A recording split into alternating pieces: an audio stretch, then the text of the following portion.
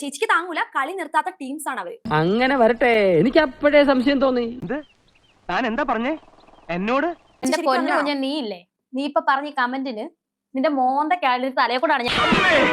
ഇത് എന്റെ ഒരു നമ്പറാ, കളിക്കുന്നത് അതിൽ വേണ്ട തെണ്ടി. നിർത്ത്, നീ എന്റെ കിച്ചുവിന്റെ ഏജ് ആയിപ്പോയി. എന്നാ വൃത്തികെട്ടതാടി നീ. ഇതിനാണോ നീയൊക്കെ എന്നെ വിളിച്ചു വരുത്തിയത്?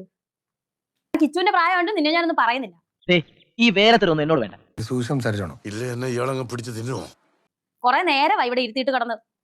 കട്ട് ചെയ്തേക്ക്, മതി. ഇങ്ങനൊരു മരത്തലേനെ ഞാൻ ജീവിതത്തിൽ കണ്ടിട്ടില്ല. അറിയാതെ വായിന്ന് വീണ് പോയതാ. മതി, ഇനി വായിന്ന് വീഴണ്ട. ശരിയാ. അല്ല, ഞാൻ ജസ്റ്റ് കമന്റ് വന്ന കാര്യം ചോദിച്ചിട്ട് റേസ് ആവേണ്ട ആവശ്യമില്ല അതില്. അയ്യോടി, ഈ കാര്യം നീ നേരത്തെ പറയണ്ടേ? ഈ കമന്റ് ഒക്കെയാണോ ഇവിടെ ഒരു ഇന്റർവ്യൂവിൽ ഇരിക്കുമ്പോൾ മാന്യത കാണിക്കേണ്ടത്? മാന്യത കാണിക്കേണ്ടതുണ്ട്. ഞാൻ ഓൾറെഡി പറഞ്ഞിട്ടാണ് ചോദിച്ചത്.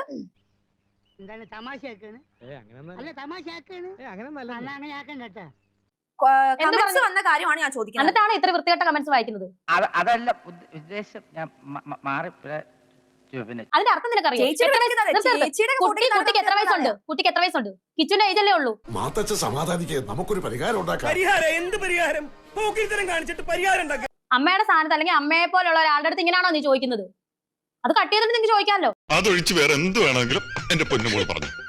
നിന്റെ ദേഹത്ത് ഞാൻ ഒഴിച്ചില്ല, കാരണം എനിക്ക് മാന്യത ഉള്ളതുകൊണ്ടാണ് ഞാൻ ഒഴിക്കായിരുന്നത്. എന്നെ കുറിച്ചുള്ള മതിപ്പൊന്നും പോയിട്ടില്ലല്ലോ. ഗസ്റ്റിനെ വിളിച്ചു വരുത്തിട്ട് ഇങ്ങനത്തെ മറ്റേ ചോദ്യം അല്ല ചോദിക്കും. ഞാൻ ഓൾറെഡി കമന്റ്സ് ആണെന്ന് പറഞ്ഞിട്ടാണ് ചോദിച്ചത്. നിന്ന് വാചകം അടിച്ച നിന്റെ അണ്ണാക്കിൽ ഞാൻ 12 കോരി ഒഴിക്കും.